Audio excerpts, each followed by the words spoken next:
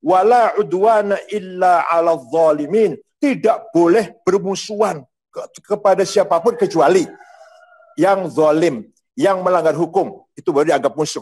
Selama orang itu tidak termasuk zalim, non-muslim, beda agama, beda suku, beda kelompok, beda budaya, jangan dijadikan penghalang kita membangun persahabatan. Itu pada dasarnya.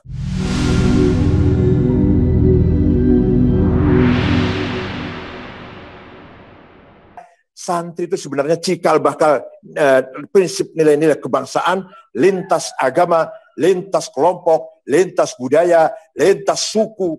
Karena santri dibekali oleh para kiai di pesantren agar menjadi orang yang pandai bergaul, bisa bermasyarakat, bisa berteman, menerima semua orang pihak.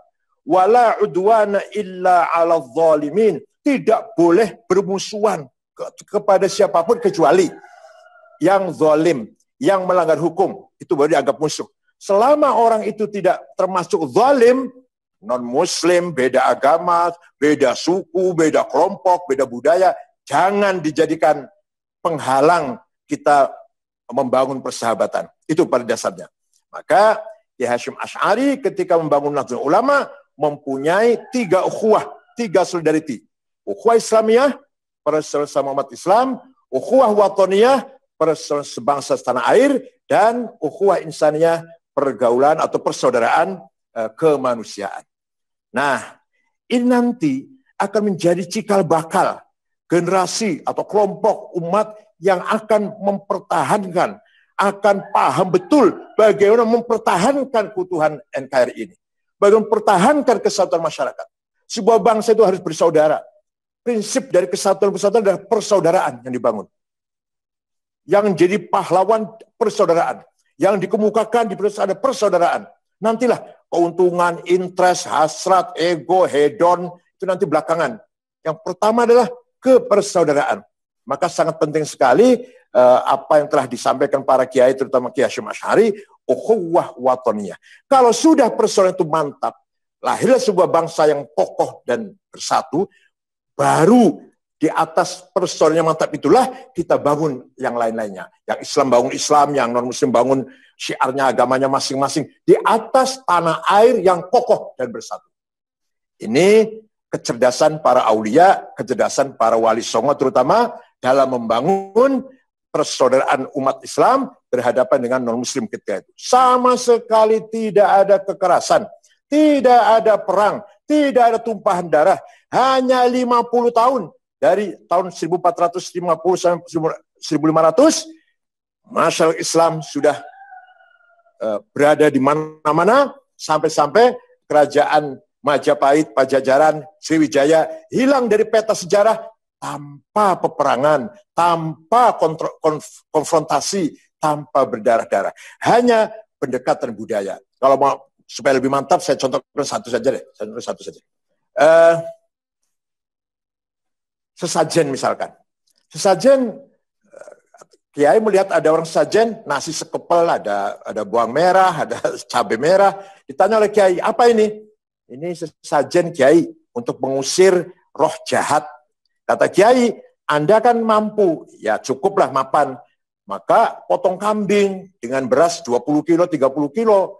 Sudah dimasak beras jadi nasi 50 piring. Sudah potong kambing jadi gulai atau jadi lauk 50 mangkok. Si orang itu tanya pada Kiainya, Kiai, ini taruh di pojok mana ini? Bukan ditaruh di pojok, tapi dimakan oleh para tetangga, teman, karib, sobat, terutama fakir miskin. Tapi sebelum dimakan, berdoa dulu, minta pada Yang Maha Kuasa. Minta apa? Kamu selamat, istrimu selamat, anakmu selamat, keluargamu selamat, hartamu selamat, hidupmu selamat, matimu selamat. Maka namanya bukan sesajen, tapi selamatan. Itu antara lain cara bagaimana Kiai mendakwakan Islam pada masyarakat Jawa ini. Satu lagi contoh, Sunan Kudus. Nama lengkapnya Ja'far Shadiq Ibn Utsman Al-Hamadani. Itu datang dari Hamadan, Persia. Melihat masyarakat Hindu melihat sapi disembelih masih tidak enak walaupun sudah masuk Islam. Walaupun sudah masuk Islam, melihat sapi disembelih masih tidak enak rasanya. Karena waktu di Hindu, sapi dihormati. Maka Sunan Kudus mempunyai ijtihad, Kudus dan sekitarnya, Pati dan Jepara itu tidak boleh potong sapi, tapi diganti kerbau. Padahal di Quran nggak ada.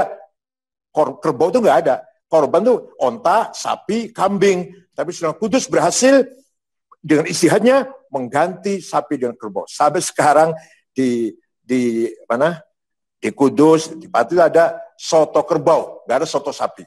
Inilah langkah-langkah bijak bagaimana Wali Songo menyebarkan Islam kepada masyarakat yang waktu itu masih animis atau sudah Hindu atau Buddha, sehingga mereka menerima ajaran Islam berkat kelihayan strategi dakwah para Wali Songo. Nah, ketika terbentuk masyarakat yang taat beragama, yang punya nilai-nilai akhlakul karimah, maka mereka diberi nama santri.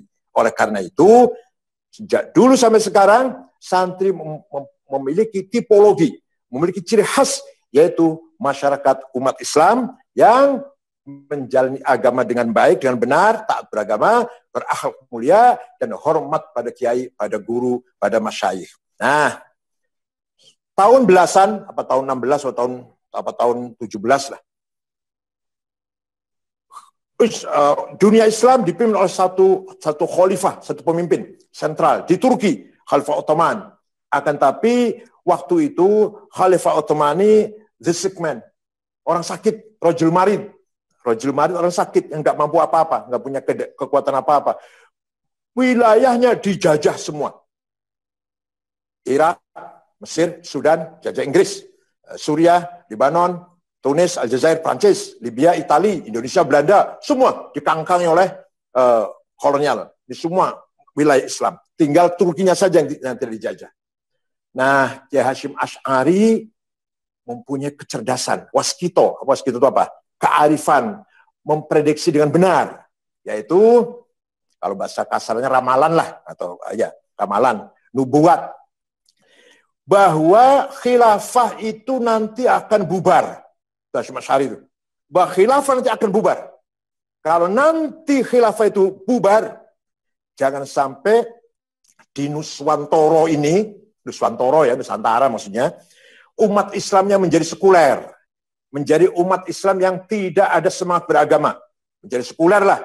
Memang rencananya Belanda juga ingin mensekulerkan umat Islam. Maka kenapa kiai-kiai mengharamkan anaknya sekolah di Belanda itu karena nanti akan jadi orang sekuler. Kebijakan Belanda tahun berapa? Tahun 19 berapa itu? Yang katanya politik etik gitu. Membuka sekolah tapi nanti tujuannya supaya anaknya orang Islam tetap sekuler.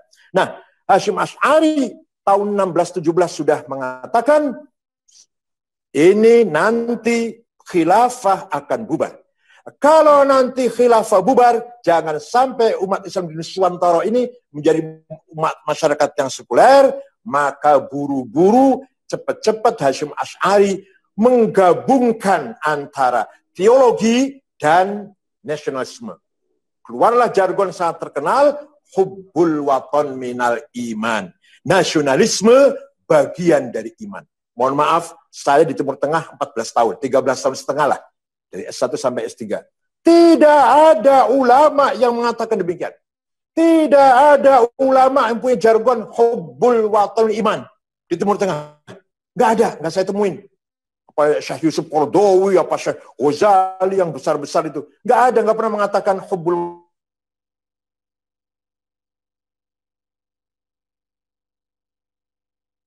bahwa nasionalisme itu bagian dari iman, bagian dari teologi, bagian dari iman kepada Tuhan.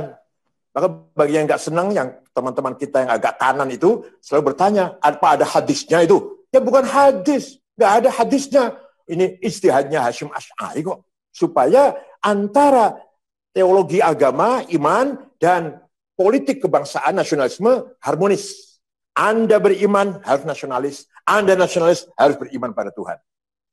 Betul, tahun 1924, Khilafah Ottoman bubar. Yang membubarkan Mustafa Kemal Atatürk, khalifah terakhir namanya Abdul Majid, dibuang ke Jerman sekeluarga. Umat Islam goncang, khilafah bubar, umat Islam tanpa pemimpin goncang. Pernah ada pertemuan ingin membentuk khilafah lagi, gagal. pertama kali ada kelompok yang ingin membentuk partai politik dan dengan semangat nasionalisme melawan penjajah adalah Partai Ba'ath, Partai Sosialis Sekuler, Ba'ath. Pendirinya namanya kebetulan beragama Kristen Ortodok dari Damaskus, namanya Mitchell Aflaq. Mitchell Aflaq mengkader pemuda-pemuda Arab agar dengan semangat nasionalis agar melawan penjajah. Dari Irak misalkan Hasan Bakar nanti akan punya anak buah yang hebat, Saddam Hussein, Tohes Ramadan, Tariq Aziz dan seterusnya. Dari Syria Abdul Karim Qasim nanti akan diteruskan oleh Hafid Asad, Abdul Halim Khaddam, Mu'alim Sayyid. Dari Mesir Zakaria Muhyiddin akan punya anak buah Muhammad Najib, Jamal Nasir, Anwar Sadat.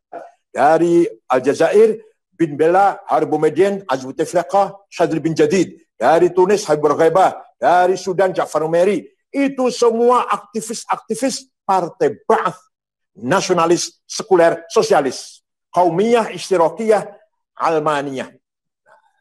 So, kemudian umat Islam tahun 36-37 membentuk partai politik namanya Ikhwanul Muslimun.